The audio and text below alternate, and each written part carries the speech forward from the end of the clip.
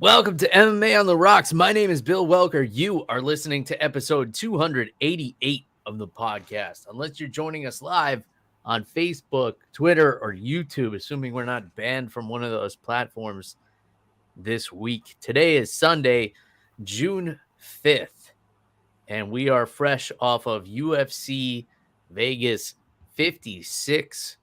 We have UFC 275 on the horizon. Before we get into any of that, let me introduce,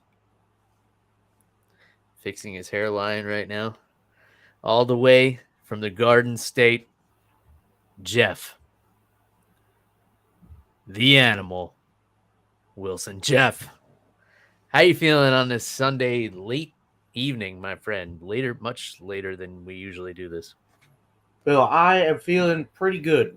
The school year for us up here in the north, it ends in about 3 weeks, Bill. So, so after this week, there's 2 more weeks left. So I'm feeling pretty good. You That know, would be three. kids are antsy. I'm antsy. All right, Bill. I'm tempted to just show movies for the next 3 weeks, but I gotta follow the curriculum and whatnot. But I, what? Uh-huh. I wouldn't judge you for it. Yeah, but I want to look good for the bosses. But even though they know I'm checked out, so Bill, here's the plan: is we're finishing this one novel, and then I'm showing a movie about it, and then I may or may not be given a project.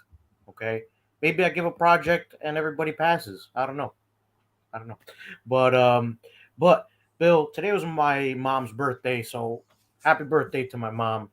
Um, Bill, really excited. I got her this bag from actually a coworker who's selling some bags because she's moving to another state. So she's getting rid of some stuff. So it worked out really well. It was like a $200 bag, and I got it for like $30. So, Bill, you know me. I'm nothing if not cheap. So, um, Very thrifty, Jeff. Very yeah, thrifty. yeah. Well, a very happy birthday to Mrs. Wilson. I hope she had a great day. She got to spend it with the grandkids, I assume. Yeah, she did. So she's always happy to see them. And Bill, my sister finally did something that was of use to somebody else. She, besides birthing their children, okay, all right. So What'd you do? she brought in this cake, Bill. I only had one slice, but Bill, I want to marry this cake, dude. Um, Mm. it was strawberry shortcake combined with tres leches. Wow, that sounds very rich, very decadent. That's why I only had one slice of this, Bill. I'm gonna have to work out all summer to work this off. But Bill, it was absolutely worth it. It was unbelievably tasty. Definitely don't recommend too regularly, but Yeah. holy cannoli, dude. It was awesome. It was a really good piece of cake, man. It gave me some weird dreams last night, but dude, totally worth it.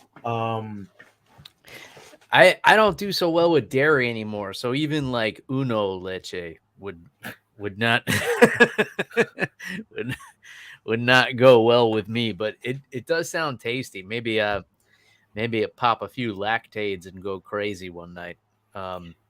When I come up there, maybe you get your hands on it. Where'd she get it from? I don't know, dude. I'm too scared to ask because if I find out, Bill, I'm gonna want to eat this at least once a week. So something that the listeners probably aren't aware of, one of my favorite things in this life is just hearing you talk trash about your sister to me, like whether it be via text message or when we're hanging out in person, just like ranting and raving about her. I don't know what it is, Jeff. I mean, obviously you're funny, but otherwise I wouldn't keep you on the show for however long we've been doing this. What, 7 years, 6 years? I don't even know anymore. 288 episodes, however many years that. And I don't know. You guys do the math. Math is not my thing. I learned that while doing this patio project these past 2 weeks. But yeah, one of my favorite things in this life is hearing you just shit on your sister. I just find it so funny. Well, Bill, it all started. She's always been a pain in the ass, but um, particularly the times that she was pregnant, she was an even bigger um, pain in the ass. I Were don't you know gonna if say something that rhymes with runt? yeah, I guess you could call her a see you next Tuesday. Okay. Bill, that's my favorite euphemism for that word. That's a good Um, one. I don't know if I've heard that one. yeah, one of my coworkers told it to me. Ironically, she happens to be one of those most of the time. Hmm. So I think it was funny that she had that euphemism. Well, But yeah, somebody Bill, probably told it to her. I don't doubt it. But yeah, Bill, at the end of the day, I love my sister, but Bill, I'm gonna call a spade a spade. She's a pain in the ass. All right. I don't think I've ever heard you say the words "you love your sister" until just now. That Well, kind of Bill, ruins it for me a little bit. I gotta cover my ass in case she listens to the podcast. I I've never met your sister. I'm sure she's a lovely person. No, she's not. Bill, Um don't even well try it. She's not. well, I like to give everyone the benefit of the doubt. Yeah, Uh I tried that. No. but yeah, but your siblings, it's like your relationship is different with her. Like she's I mean, I probably nice guess. to people who aren't her brother. I mean, if we're being honest, Bill, I don't even consider her a person. You know. Well, Mark says that the C word is acceptable in Australia, and we're mostly all Australian here. Um, yeah. So have at it. Call But someone yeah, a cunt. Bill, Um, she's a pain in the ass. But Bill, listen, if you keep me talking about my sister, we're not going to get through the show. So, Bill, that's fine. I wouldn't mind doing like a sub series all about you talking trash about your sister. I think it would be a hit. But before we go any further, Jeff, we didn't do a show last week, and I definitely have to get this in. Of course, Memorial Day passed last week, and we all owe a tremendous debt, hmm, those of us living here in the United States, to those who have made the ultimate sacrifice and given their lives for this country so that we can continue to enjoy all the freedoms that we have here since around 1776. So a huge thank you to those brave men and women who have given their lives, so that we can continue to live our lives the way that we do, um, and enjoy all the freedoms and liberties that we have. Um, and of course, on that note, it's never a bad time to thank all of the active military and all of the veterans, because they signed up knowing that they could have possibly made that sacrifice. So thank you to everyone currently serving and everyone who has served in the past.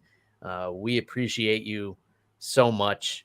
And thank you for, letting us do the things that we love, like talking about drinking and fighting like we do here on this show. But none of this would be possible if it weren't for, the so many people who sign their name on the dotted line, knowing the risk, taking the risk, and some of them paying the ultimate price.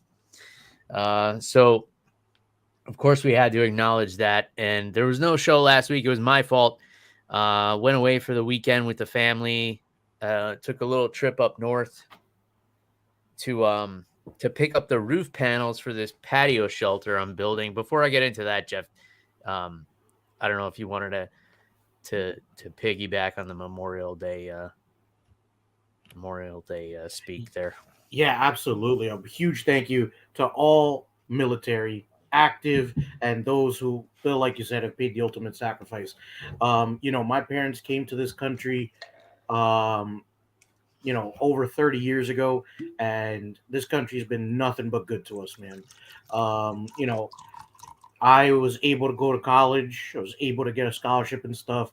My dad's been able to build a life for us, and that's all because of the sacrifices of these great men and women throughout all history and all wars that we fought in.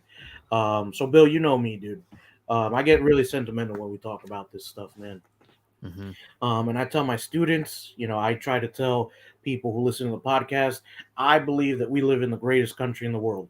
Is it perfect? Absolutely not. But, we have it a lot better than people in other countries. There's a reason my parents came over here from El Salvador. So Is thank that you. where you're from? No, I'm not from there. I was born here, dude. I I'm, mean, I'm Bill. I'm your American. family.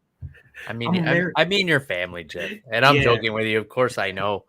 Of course, I know your ethnicity, sir. Um, Um, but Bill, can we call this its proper term? Okay, it's called a gazebo. All right, that's what you're building that's down there. that's what it's turned into. But, um, yeah, I wanted a red roof for this thing, Jeff, a metal roof, so that it would last a long time. So I did some searching online. I found a company that produced a metal roof, but the amount of money it would have cost to ship it to me was almost as much as the roof cost. Oh, So the roof, with the size I needed, it was like a little under $200. It would have been like $170 to ship it. So I was looking for some retailers, and there happened to be one in Brooksville, Florida, which is about an hour north. Now I could have driven up and picked up the panels and driven back, and it would have been fine. I would have spent a few bucks in gas, but I let the wife know, and I said, "Hey, do you want to come up with me, and we'll make a weekend of it. We'll stay up there. There's most people might be familiar with Weeki Wachee Springs. It's called, Jeff. Have you ever heard of this? well, what's it called? Wally World? Yeah, Wally World.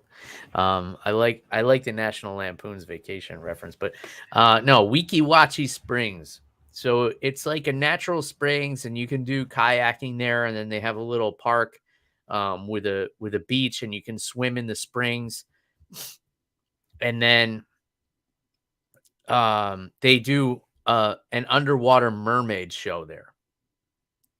So they have these women who they dress up like mermaids, and you sit in a theater, and you can look at the water.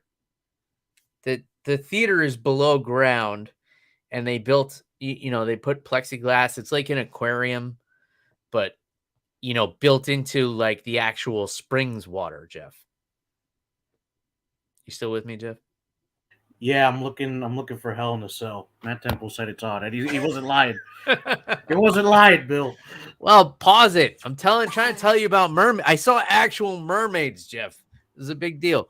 So, but huge credit to these women. They are so athletic, Jeff. It's something to behold. Much like the athletes in the WWE, they manage to stay like in the middle of the water, and they hold like a little hose where they can take in oxygen, but they're doing like flips and doing like a choreographed dance routine, and telling a story and all this stuff. It's super impressive. And my daughter's really into mermaids. So for her, for a 4-year-old, this blew her mind that she saw like a real mermaid. She doesn't know it's like a person in a costume. But anyway, we went and spent a few nights up in Brooksville. I picked up the roof panels, and came back home. But then I got to work on the gazebo, as you're calling it, Jeff, which I do like that title. It's very endearing. And shout out to my buddy Ryan, who happens to be on the broadcast right now, Cook's Auto World. Make sure you subscribe to his YouTube, follow him on Instagram if you want some good mechanic auto body tips. He was gracious enough to take me to Lowe's in his truck so I could get the lumber to build this patio cover.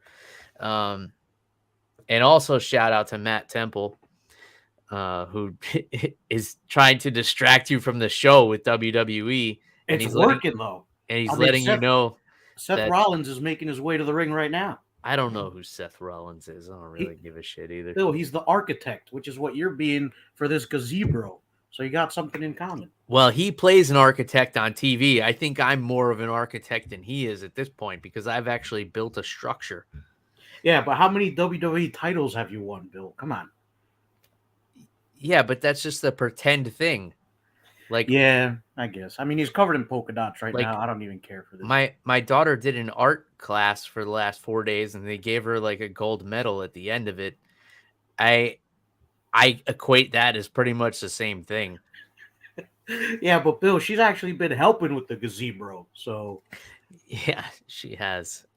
She's been, she'll come out and I'll set up a little table for her and she'll paint some 2x4s with her acrylic paint. But where was I? Oh yeah, you're going to Lowe's. yeah. I went Buy to the Lowe's lumber. with Ryan, and Ryan helped me set up the frame.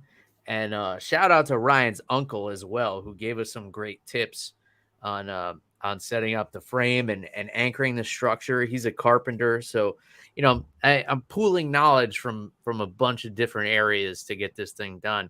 And then my buddy Matt came over um, yesterday and today to help me get the roof going. And it was a little tricky at first. We had a feeling out process with it, but then we kind of got in a groove with it. Um, Matt's wife Stacy brought their dog Darce over, who was chasing Ariana around the backyard and tiring her out. So that's a huge help too. To anything that can keep the kiddo distracted, while I could throw a few bolts in this thing, is definitely a huge help. So those two guys definitely helped me get this project along, and of course, you know, I feel like I'm accepting an Academy Award right now. I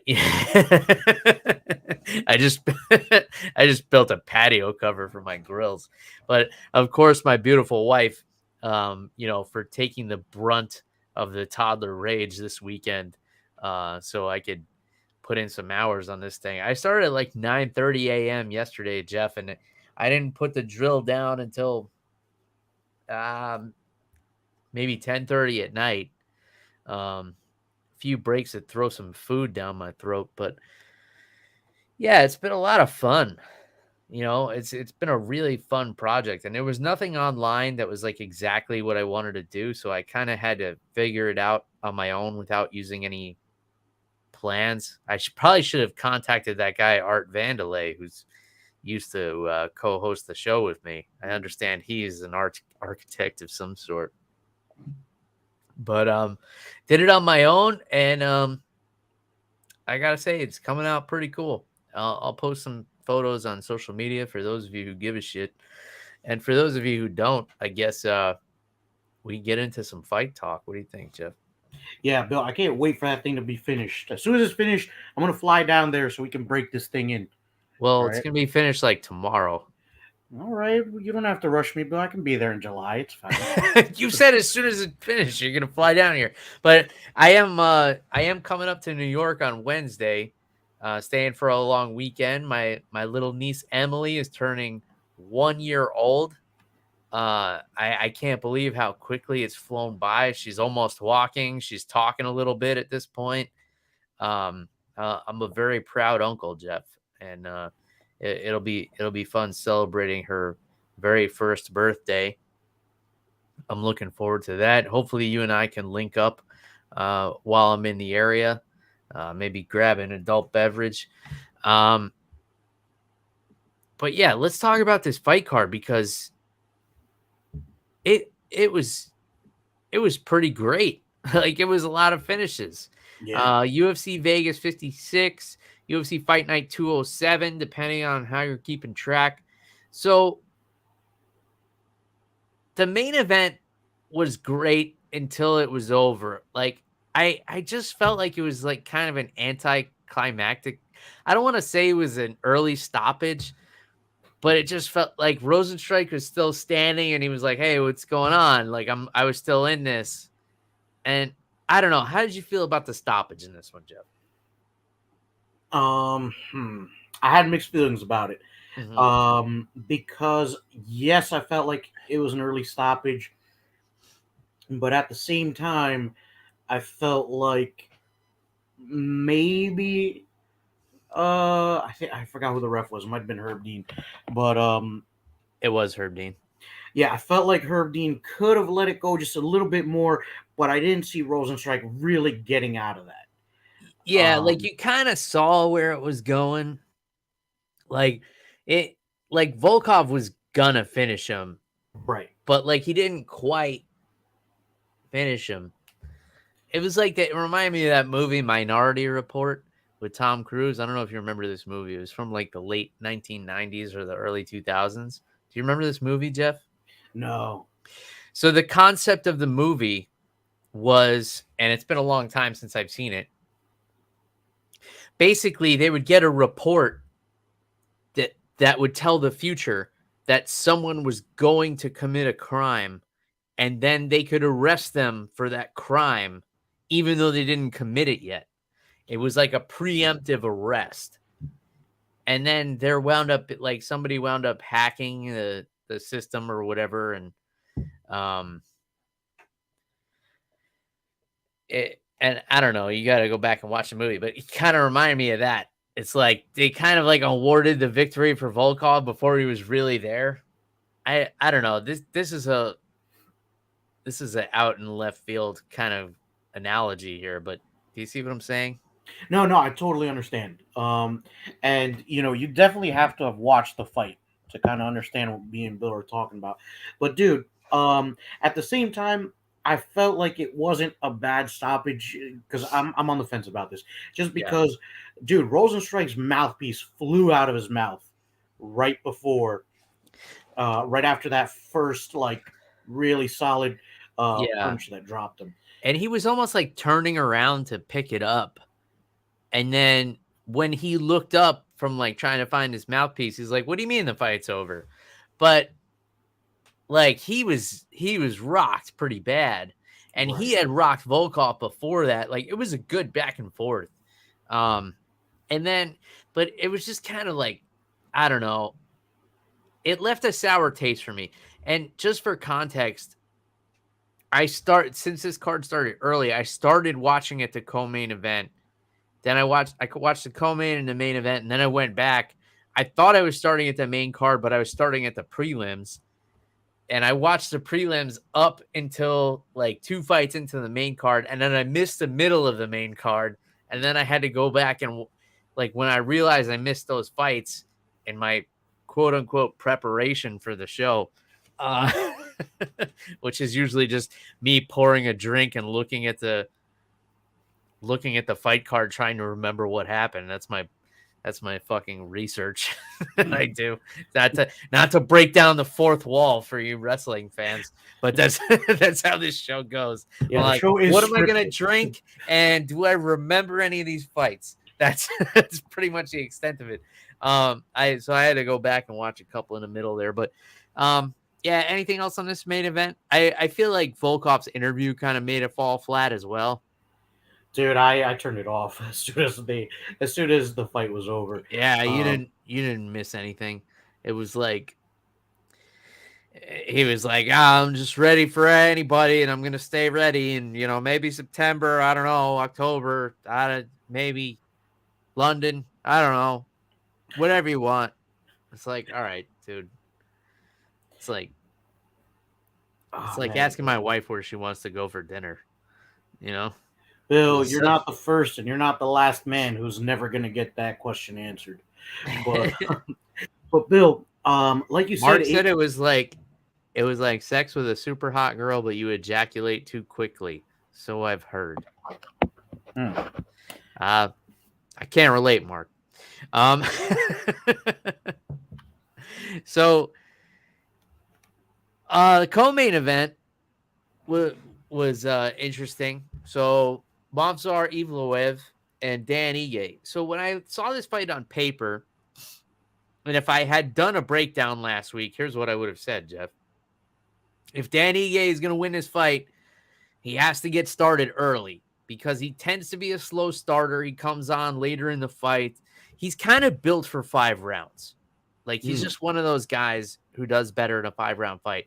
Like he gets better. He's got a crazy gas tank.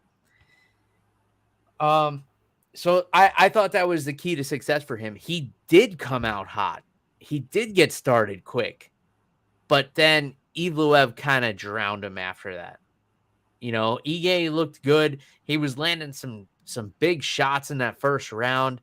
He was defending the takedowns well. When he did get taken down, he was getting back up, but then he caught a couple of shots that bloodied him up, and then it was kind of downhill from there, and it was the Movsar Evloev show from there on out. Give me your thoughts, Chip. Yeah, Evloev definitely shut him down with the grappling, dude. And especially, I felt like the grappling in the first round kind of just left Danny Gay a little tired, and he just couldn't get out of like second or third gear for me. Mm-hmm.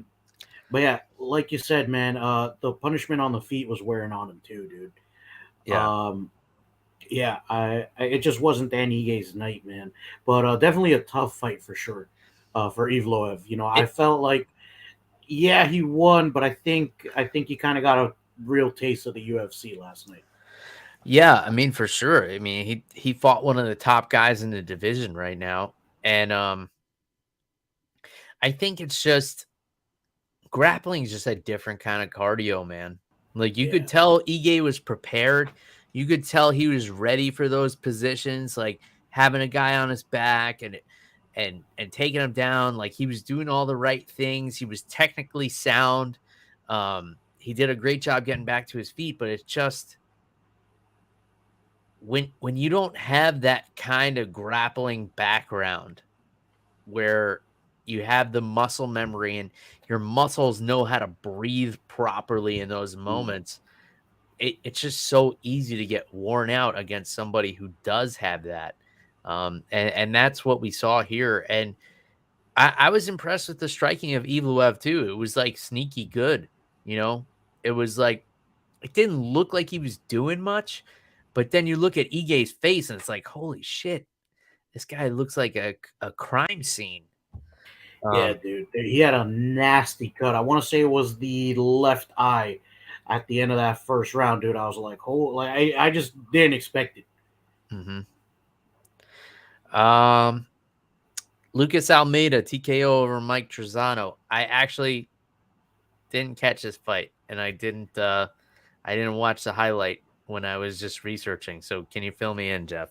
Bill, I have to go back and rewatch this one as well because I was like reading at the same time that I was doing this. Usually my attention is undivided, but I had to read for a couple of things yesterday for work. But Bill, it was looking pretty good for Michael Trezano. Maybe I'm not remembering this right, but Trezano was in the fight, all right, especially on the feet. Almeida's grappling was pretty good, but on the feet, which most of this fight was on the feet, I had it for Trezano. I actually had going into the third round. I actually had Trezano up by a round. So I'm sorry. Yeah, I had it like I would say I had probably the second round for Trezano, but dude, Almeida just came in that third round towards the end and just hit him with man, I can't even remember, dude. I don't know why I can't remember. Well, it sounds like we're both gonna have to go back and watch this one. But Bill, I do remember enjoying this fight. But well, that's enough for me to want to go back and watch it again, or yeah, watch it I'll for be the honest first with time. you. I'll be honest with you though, I was surprised that Trezano got knocked out, man. I felt like he was just fighting well and he got caught in that third round. I feel like I thought I watched this fight because I always confused Trezano with Joe Selecki because they were on the same season of The Ultimate Fighter, right? I believe so, yeah. Yeah. And I don't even remember which one of them won because I always confuse them. So let's just move on. Karine Silva, who has some nasty submission wins under her belt. She had that really nice guillotine on Dana White's Contender Series. I don't know if you recall, Jeff. And she had this nice Darce choke finish over Poliana Botello with 5 seconds left in the first round. But man, she had this thing in so tight, and Poliana had to tap with like the back of her hand because the way she had it locked up, where she had the leg trapped, and Botello was like her neck was bent in half, and she was like a mummified, like looking T-Rex in there, like just all crunched up, very uncomfortable.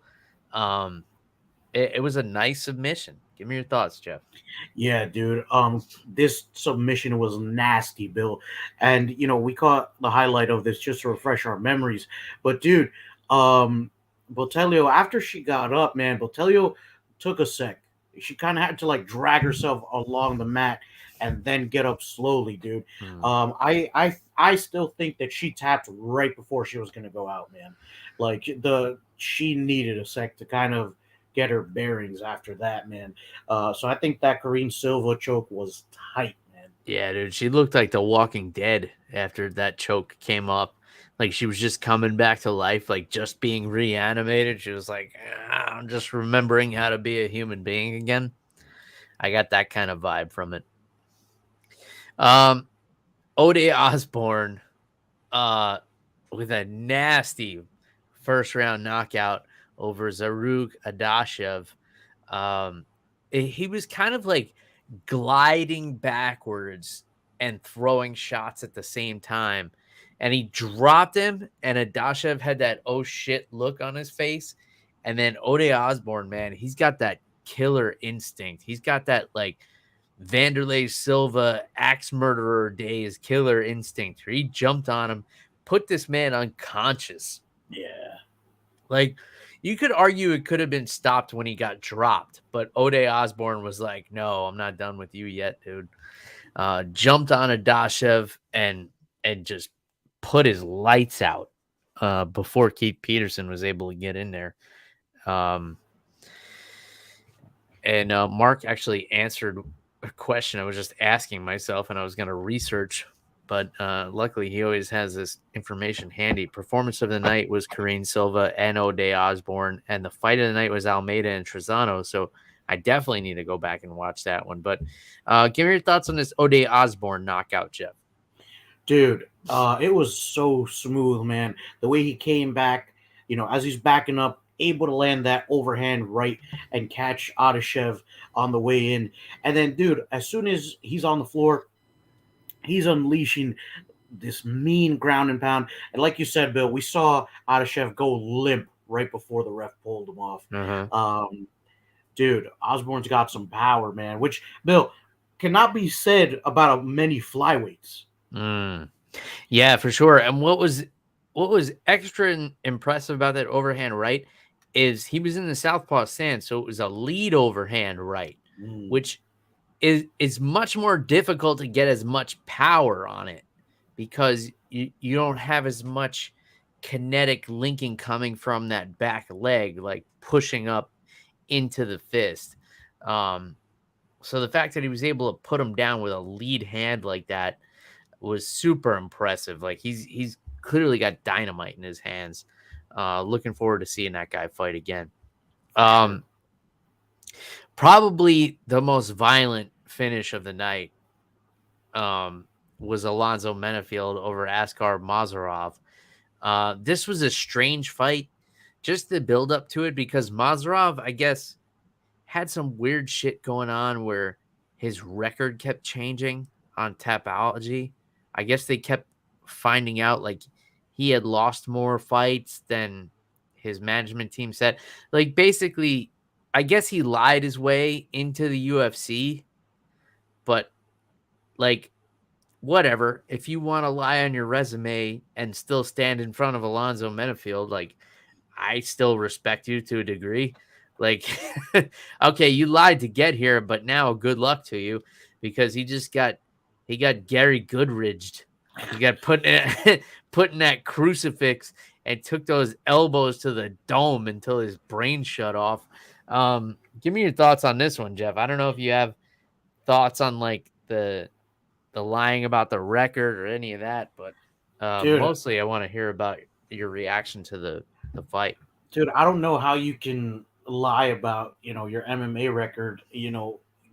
When there's so much stuff on the internet. So I'm sure that there's like videos of some of his fights and stuff. So, but anyway, that's beside the point, dude. Alonzo Menafield made him look like he had no business being in there, man. Lands the takedown. It looks like Mazarov like yelled something at him, and in that second, Menafield bull rushed him, takes him down with basically a power double, I guess you could call it. It's more like a football tackle, I guess. But dude, once Menafield Yeah, I wouldn't call it a double just because he had the body lock. He kind of like drove into the body lock because his hands were locked above the waist. So I wouldn't call it a double because his hands weren't under the hips.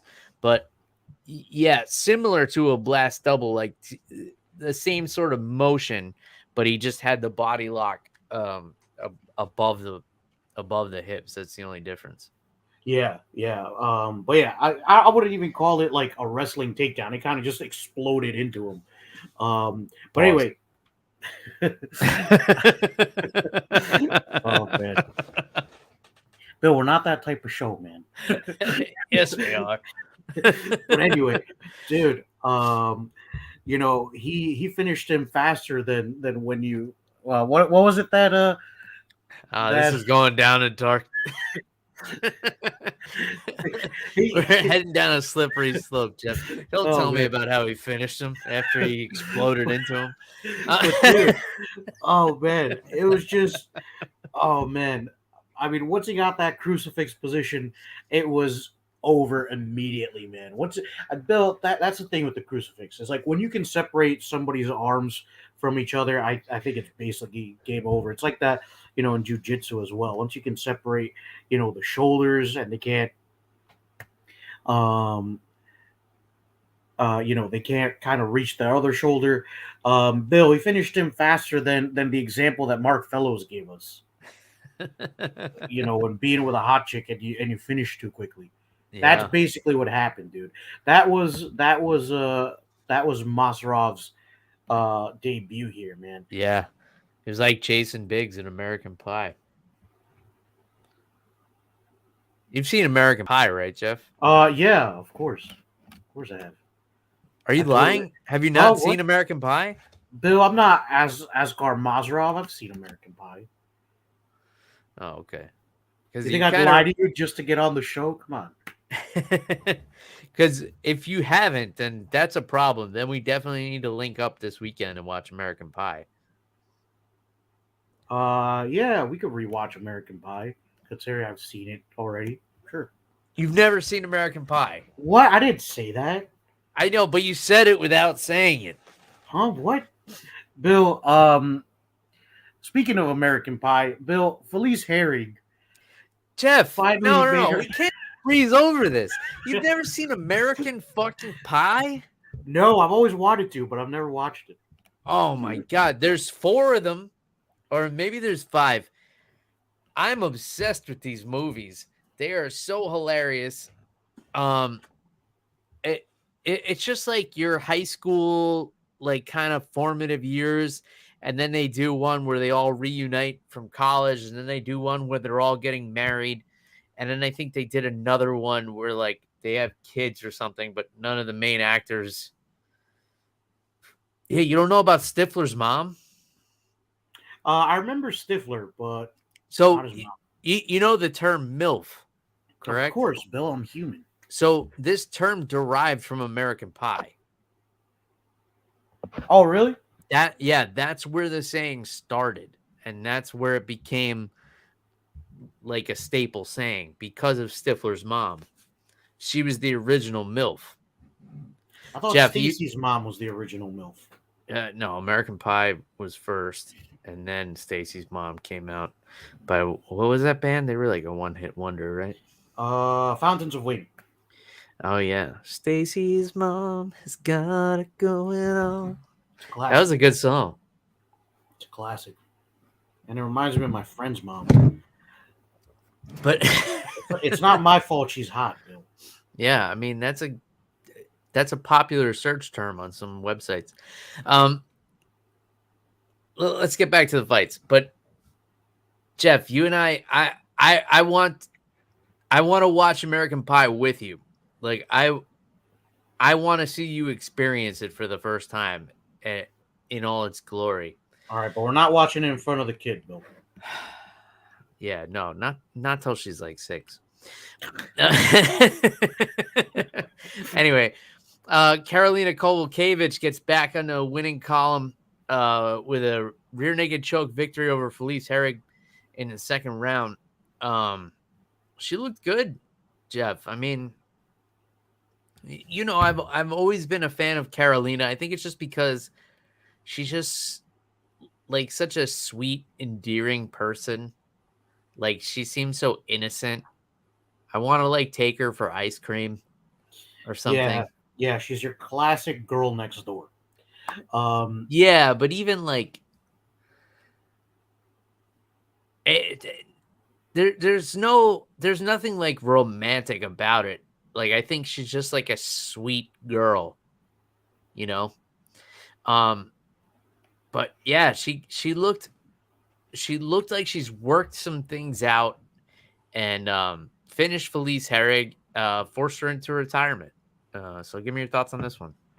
Bill, I think Felice Herrig should have retired, whether she won or lost this fight, dude. I'll be honest with you, I forgot she even existed as a person. She's been super hot and cold. Like Karolina Kowalkiewicz, yeah, she's got 5 losses in a row, but she's been around. You know what I mean? Like she's been active.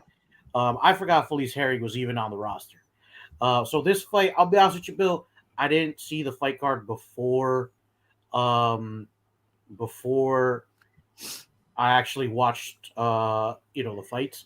Mm-hmm. So this fight totally took me by surprise. I had no idea that these two were fighting each other. Yeah. It wasn't a bad fight. I felt like this was was actually a rematch. And look who her last win was. It was against Felice Herrig. Yeah. Oh man, this was Bill, this was a lump buster. I'm sorry, a hump buster. Slump buster. Yeah, thank you. Slump busters. Jeff, I'm the one that's drinking here. Come on. I know, but I'm tired. Plus, I had that super massive slice of cake. Well, it wasn't a big piece, but it was just like really filling, and it made me sleepy. Dude, it made me sleepy just hearing you talk about it, but it sounded really good. Oh, so good, dude. Actually, dude, if we can link up this weekend, I'll bring a slice. But Bill, there's been a monkey wrench thrown into the works here. I got to do something Saturday. I didn't have to do it before, but now I found out that I got to do it. But anyway, yeah, you have to watch American Pie with me. But anyway, Bill, this fight wasn't bad. I felt like this was definitely a slump buster fight for Karolina Kowalkiewicz. I'm a fan of both of these two, but I'm really happy Kowalkiewicz got the win. And Felice Herrig, I think she's needed to retire for a while, man. I don't think she's UFC caliber, unfortunately. I know I hate to sound mean, but she's. I mean, it's 4 losses in a row, but before that, she had 4 wins in a row, and in a fairly new division, this 125-pound division.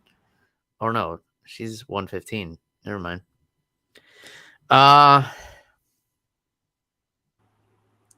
Yeah. So her last win was 2017, and it was a split decision. And I had a different job and different car in 2017. She's been fairly inactive. I'm just realizing now the last time she fought was almost 2 years ago, August 2020. Yeah. I mean, I guess she's having success like selling pictures of her feet on the internet. And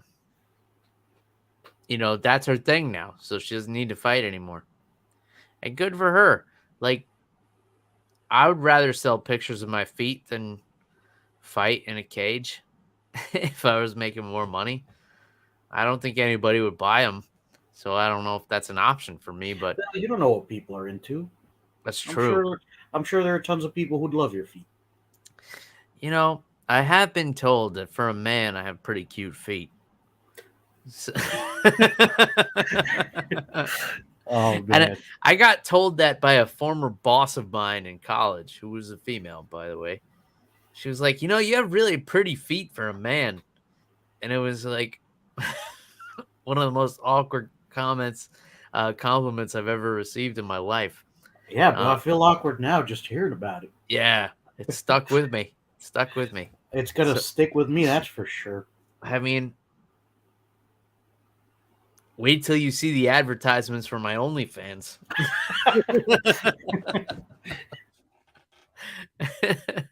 While we're watching American Pie together. Yeah, so that was that. Felice Herrig retired, 37 years old. That's probably about the time to throw in the towel. She's the same age as me, I think. Yeah, but you can still have kids, Bill. It's different. I think she waited too long to retire. So being a mom might be off the table for her. Perhaps.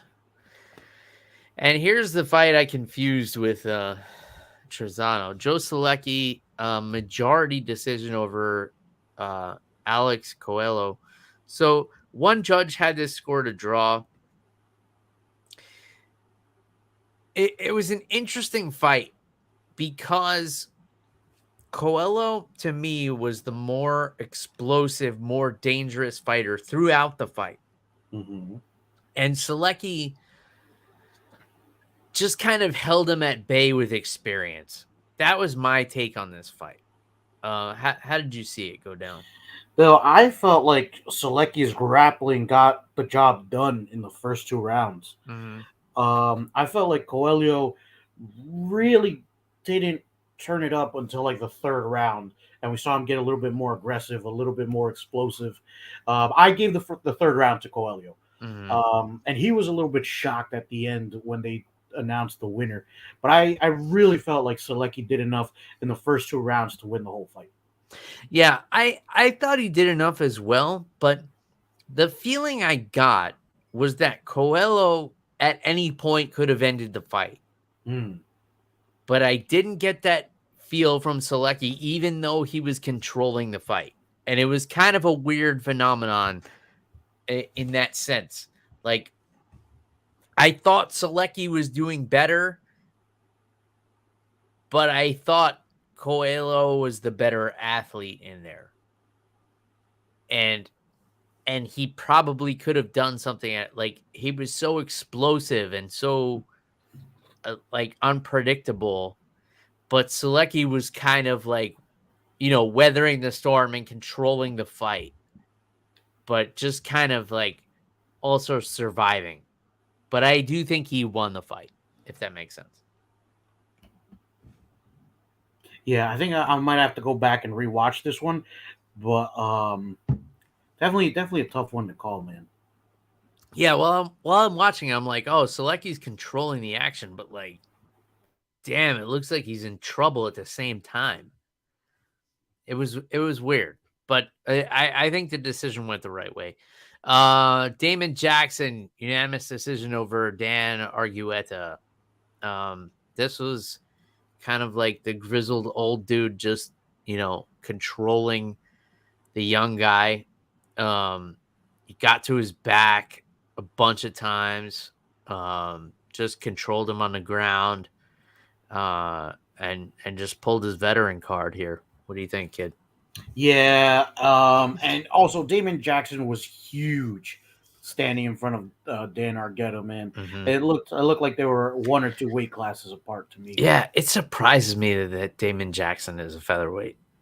Yeah, like The dude he looks like a welterweight.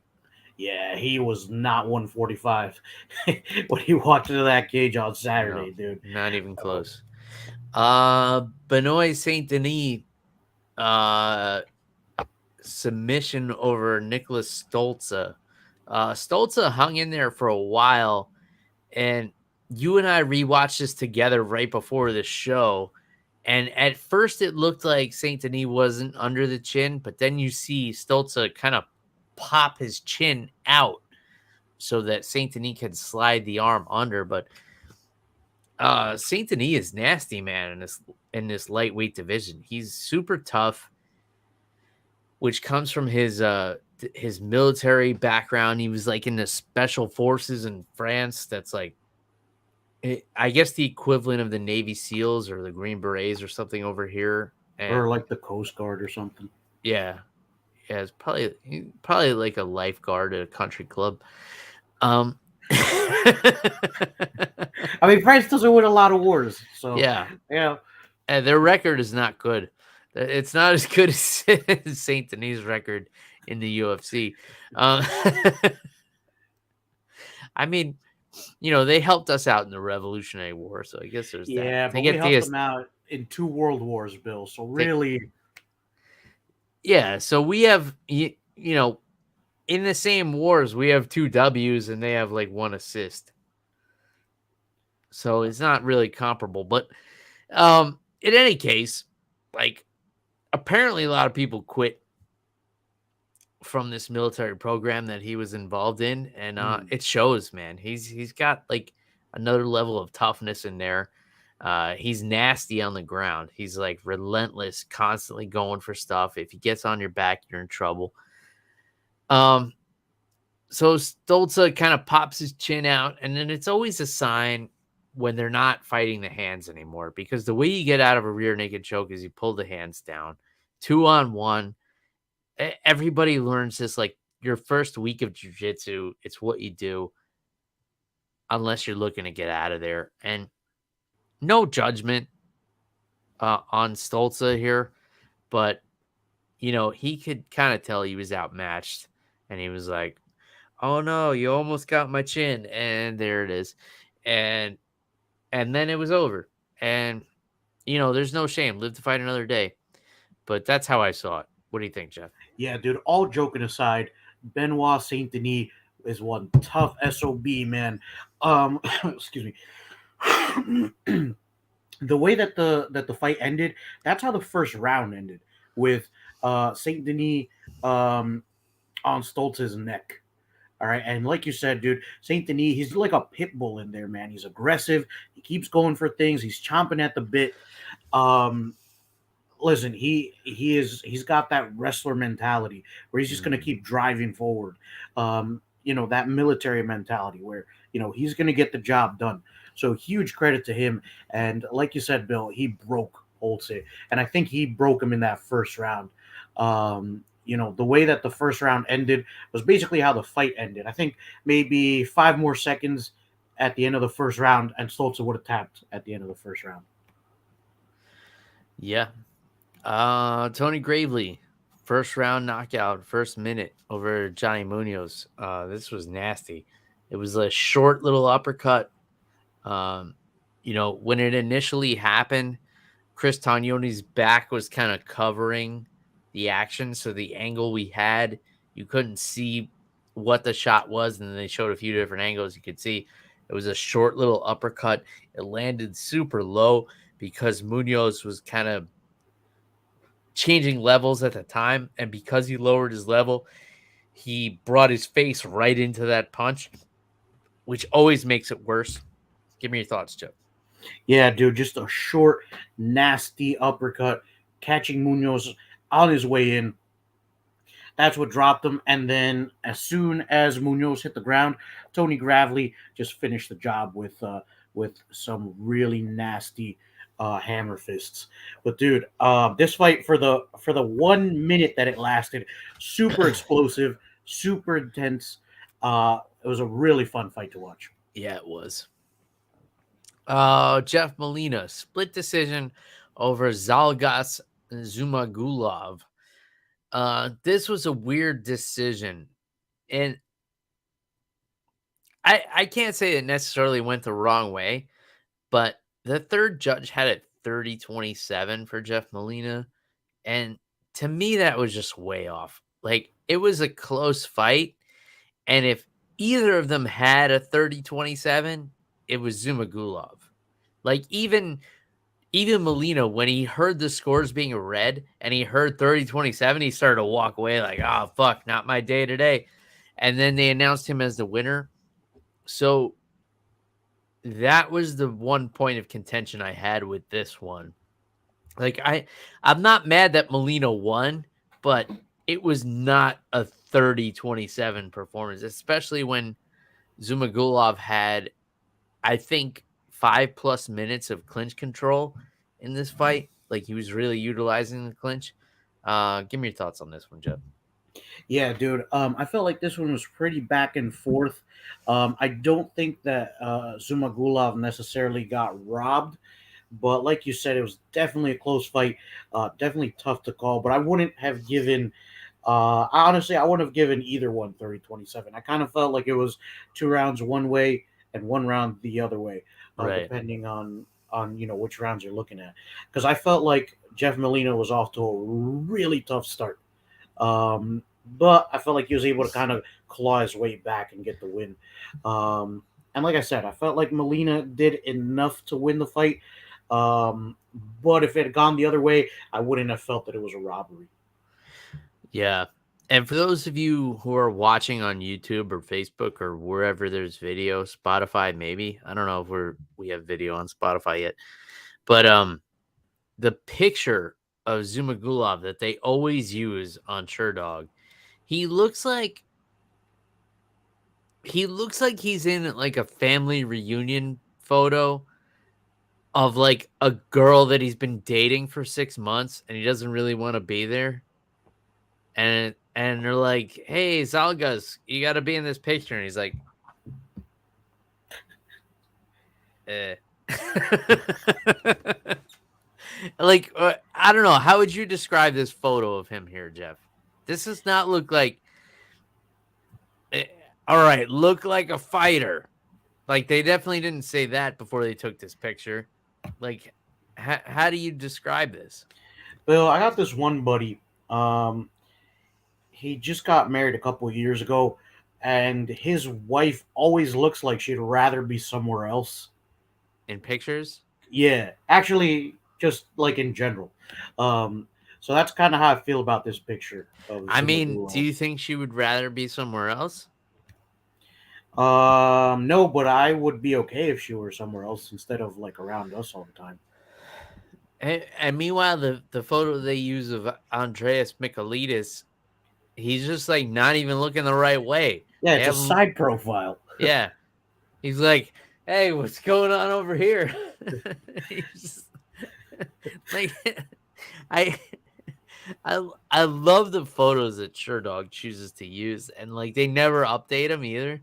So like, certain fighters have terrible photos, and they're always there, and it kind of entertains me, Jeff. But this fight didn't entertain me. Rinat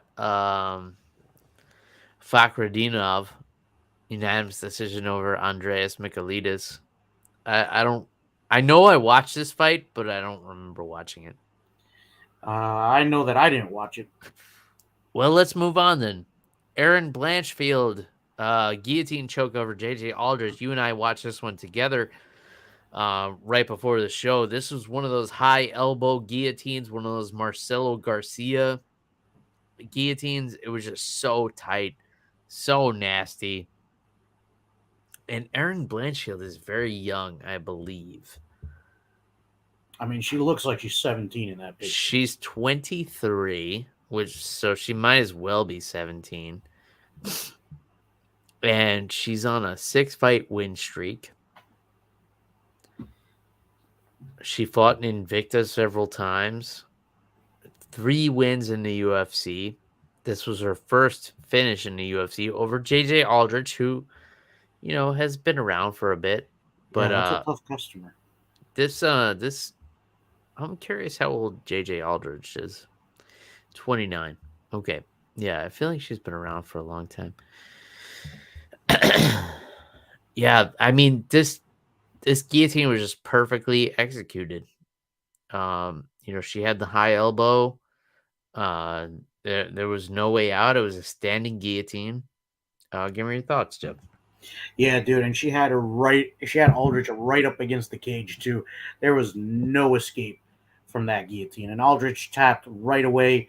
Yeah, it was just nasty, dude. Really good. I think that's a big feather in Blanchfield's hat, man. JJ Aldrich, she is. She can be hot or cold as well in the UFC, but she is a tough customer for sure. Yeah. Anything else on this card before we wrap it up? It was good. A lot of nice finishes. Kind of ended on a dud, I guess. But I thought it was an entertaining card overall. Yeah, for sure. Definitely a good card. Let's take a look at next week. Maybe you and I will be able to watch this together after we watch American Pie. This is gonna be in Singapore. So UFC 275, Glover Teixeira putting his light heavyweight championship on the line against Yuri Prohaska. And I gotta feel like a lot of people are counting Glover out of this one, Jeff.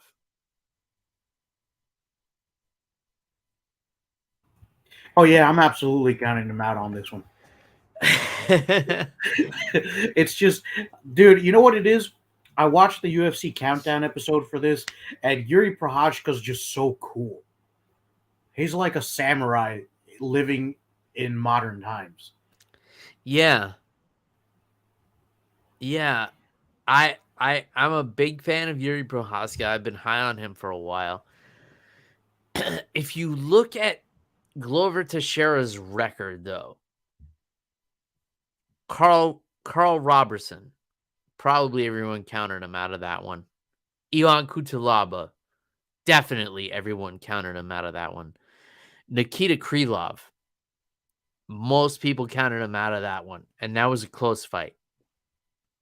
Anthony Smith, most people counted him out of that one, and he was losing a lot of that fight badly until he came back and beat the teeth out of Anthony Smith's face.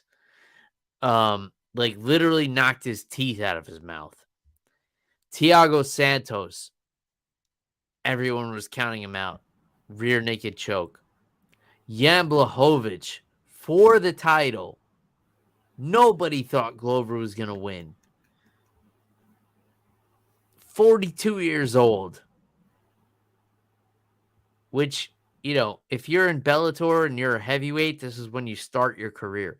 But we're talking about the UFC light heavyweight division that has been dominated by John Jones for who knows how long. Submits Jan Blachowicz. If you look at his last 6 wins, he had to be the underdog in every one of these, Jeff. And he finished 5 of them. Yeah. Shit. Glover Teixeira is a bad motherfucker. And I've known this about him for a long time. My first jiu-jitsu coach, I won't say his name on here, but he was a brown belt who trained with Glover Teixeira. And he told me when Glover was getting ready to fight John Jones, he told me Glover is a real black belt. You know, a lot of these guys in the UFC are like paper black belts in jiu-jitsu. They get their black belt just because, you know, you get a submission in the UFC or whatever. You got to be a black belt. He told me Glover is a legitimate Brazilian jiu-jitsu black belt. He's going to submit John Jones. And I'm not a betting man, but he had me so convinced at the time. If I were a betting man, I probably would have put money on it. It didn't happen, obviously. He lost to John Jones, but based on all of this, I have a hard time counting Glover Teixeira out. I don't see a way he wins this fight, but I have a hard time counting him out. Are you with me on that, Jeff? Yeah, I'm looking at the body of work, and it's hard to count him out after looking at his last 6 fights. Because he was the underdog in all 6 of those. Am I wrong? No, you're right. Thank you. Like I don't hear that. I don't hear that very often. Well, that's because you're married, Bill. But True. but like looking back, I think I remember. It's because I don't know if I won't learn or I can't learn. But Bill, no, I feel like you're right because I remember going into those fights thinking, I don't think Glover's got it. And I think Yeah. I've been feeling that way because of his loss to John Jones. But John Jones makes everybody look bad. I mean, look at DC, one of the greatest heavyweight champions in UFC, and what was the other promotion? Um, can't remember the name of it. The one that the UFC bought. Um, Strike Force. thank you, Strike Force. So, great Strike Force heavyweight champion, a UFC light heavyweight champion whose only loss at light heavyweight was to John Jones. I think our only loss is no. One of them was overturned. So, But anyway, the point is, when I see this fight on paper, the way I see it going is Yuri Prohaska blows through a 42-year-old Glover Teixeira with no problem. right.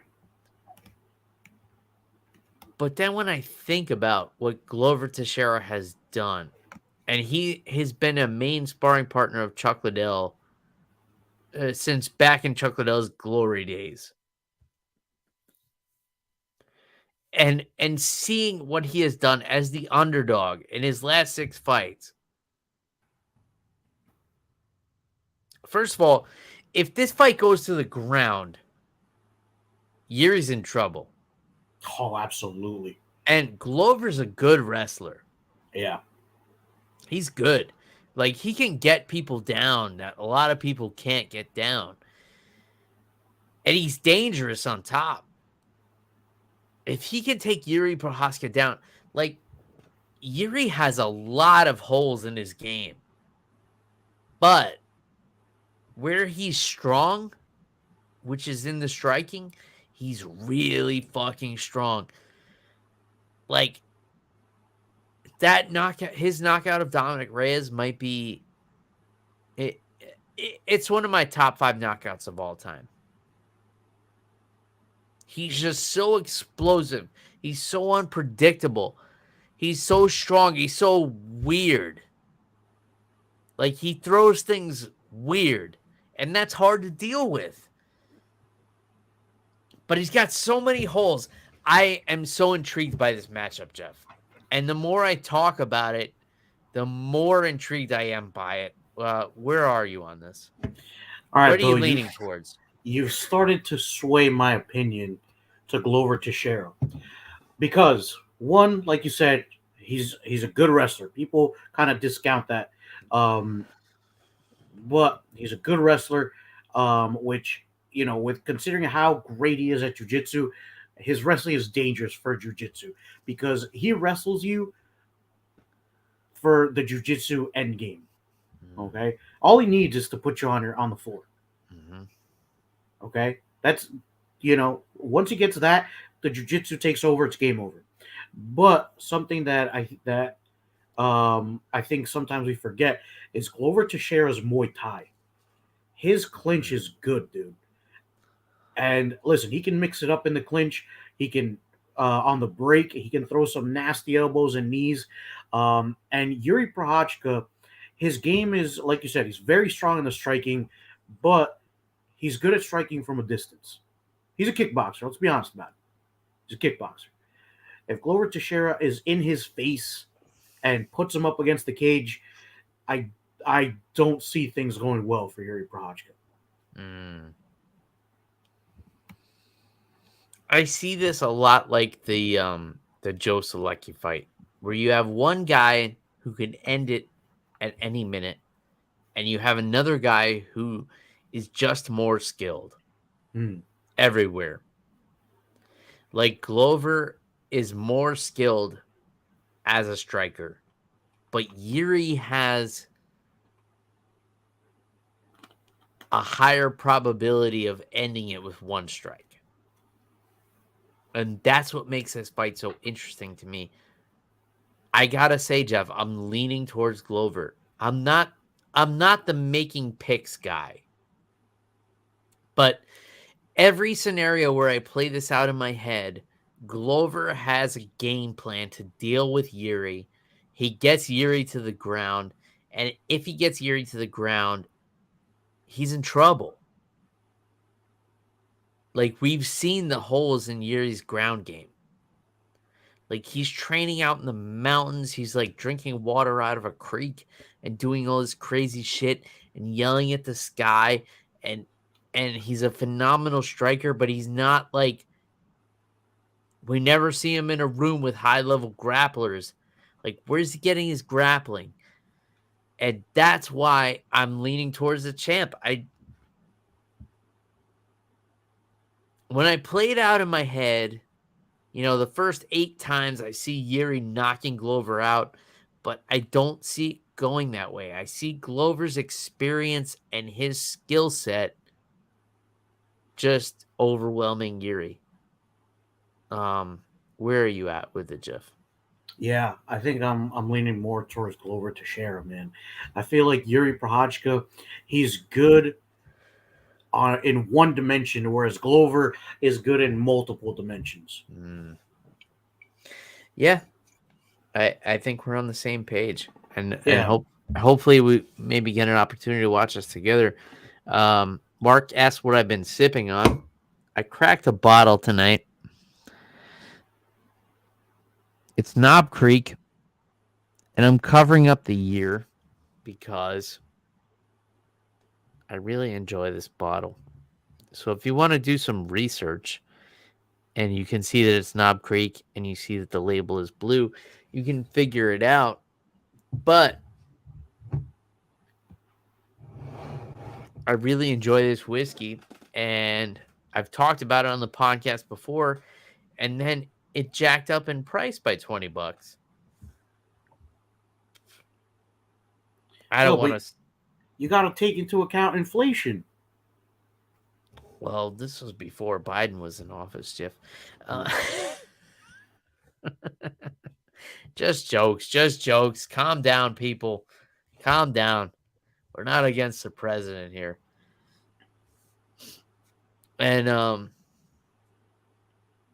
but yeah, I talked about this whiskey on the podcast, and then it got ranked on a particular website that dictates like whiskey prices, and then it jumped up like $20. So it's Knob Creek. It's got a blue label. If you really want to seek it out, you'll be able to find it. But it's one of my favorite whiskeys, and it just keeps jumping up in price, and it's not fair, Jeff. It ain't right, Bill. This is why we can't have nice things. Yeah.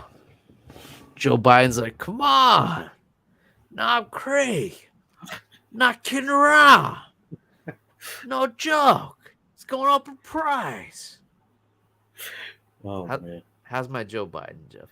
It's not bad. Bill, I am a big fan of your impressions. I've been working on it a little bit. Come on. Knob Creek. It's a good whiskey.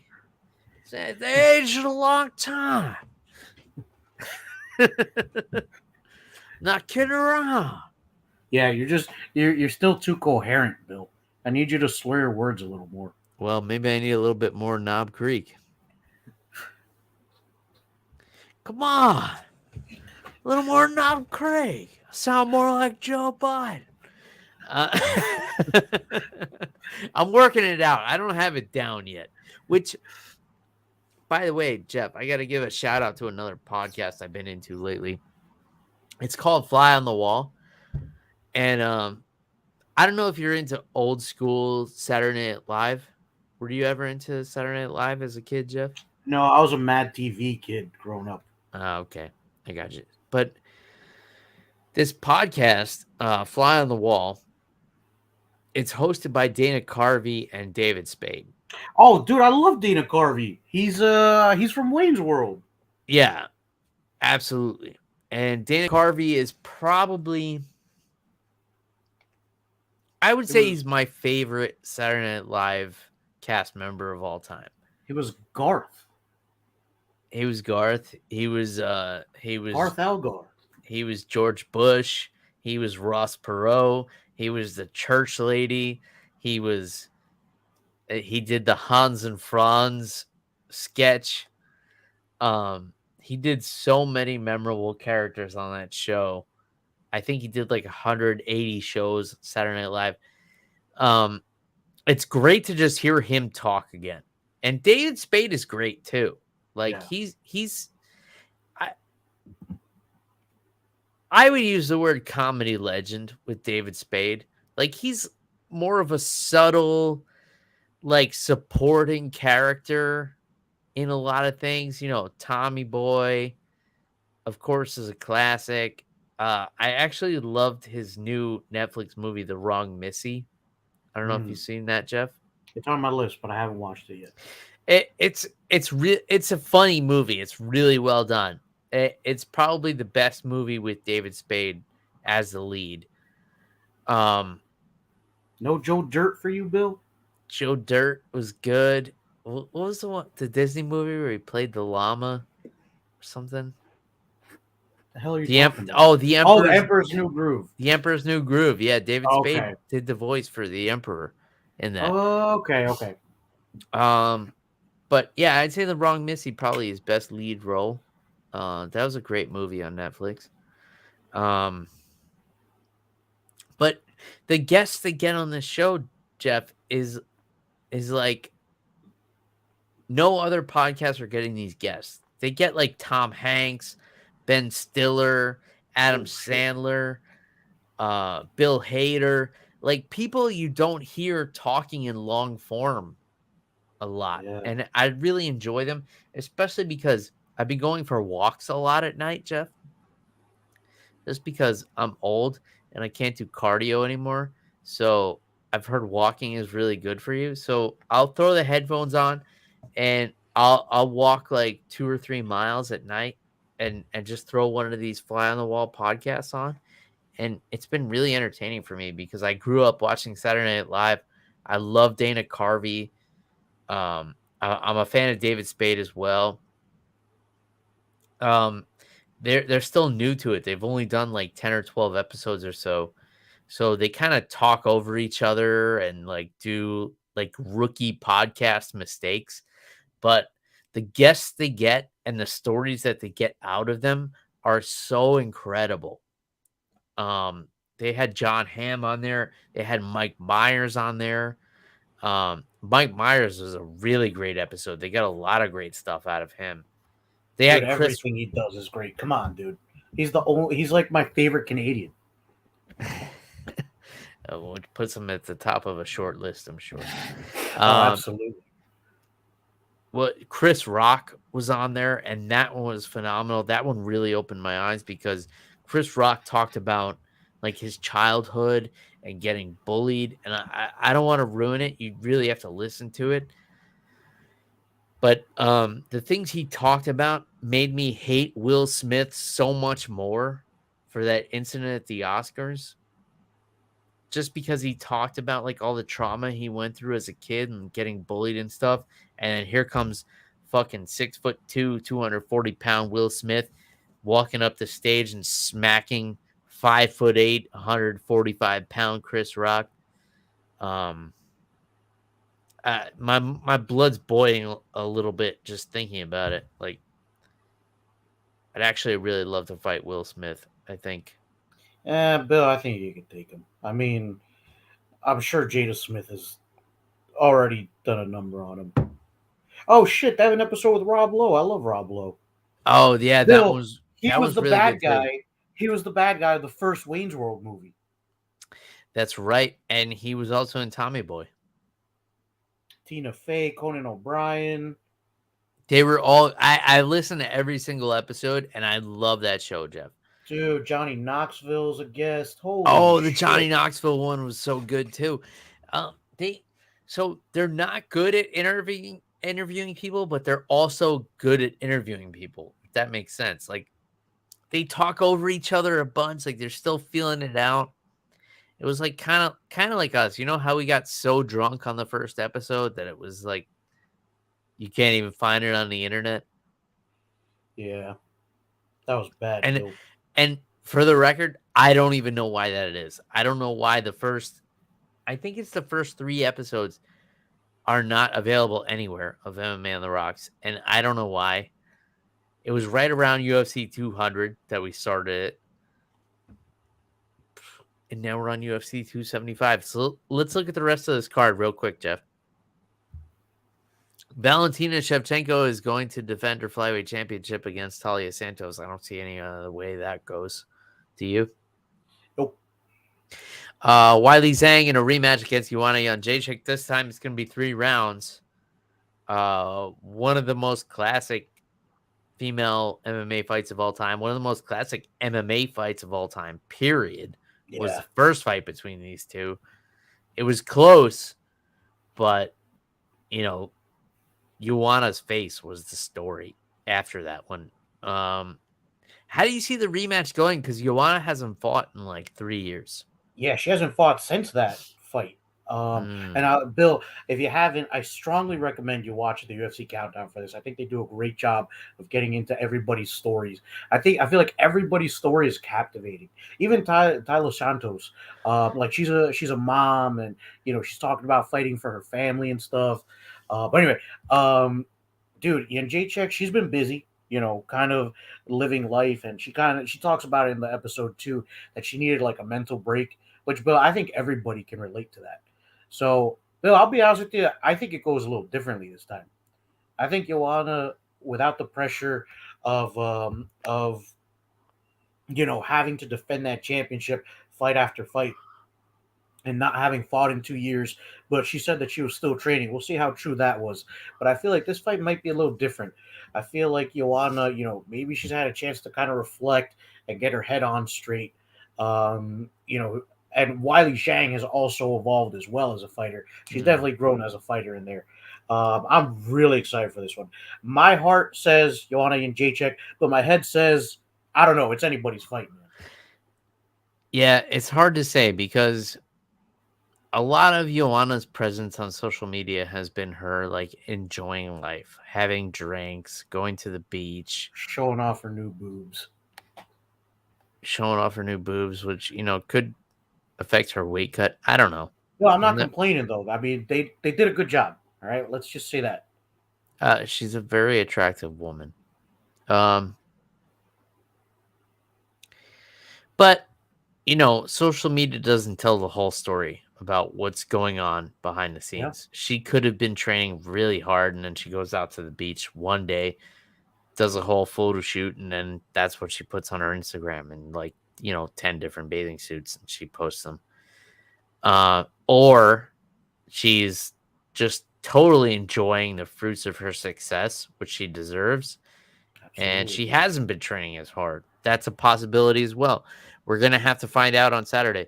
Rogerio Bontorin against Manel Cape. Jack Madalena against Ramazan Amid. Brendan Allen against Jacob Malkoon. I'm just going to breeze over the rest of this, Jeff. Tell me what stands out. Seungwoo Choi against Joshua Kulibao. Mahashet Hyasir against Steve Garcia. Sorry, I'm not familiar with that fighter's name. Andre Fiallo against Jake Matthews. I think that's a really fun welterweight matchup. Yeah. I'm looking forward to that one. Bound to be a grappler's delight. Kyung Ho Kang against Batjarel Dana. Na Liang against Silvana Gomez Juarez, and Romana Pascal against Jocelyn Edwards. What's sticking out to you, Jeff? Bill, I like the Andre Fiallo versus Jacob Matthews fight, and I really like Brendan Allen versus Jacob Malkoon. I feel like that has either knockout of the night or fight of the night potential. All right, so you're going with that as your sleeper pick? Yeah, you know what, Bill? I think I will pick that one as my sleeper pick for this card. All right, then I'm going to take Andre Fiallo and Jake Matthews. I don't think it's going to be like a real crowd pleaser, but I think I'm going to enjoy it. So there's that.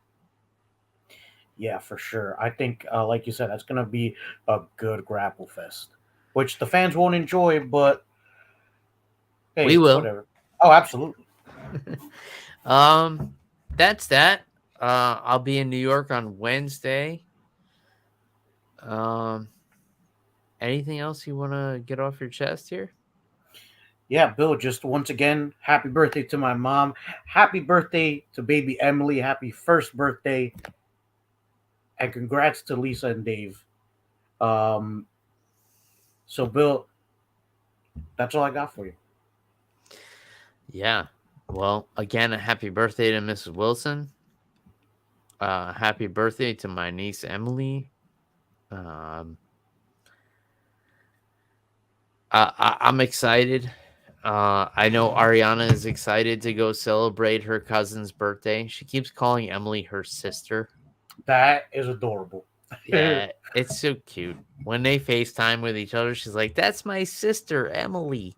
And I have to tell her, like, no, that's your cousin. Um, because in Florida, it's very often the same thing. Oh shit! But Oh man!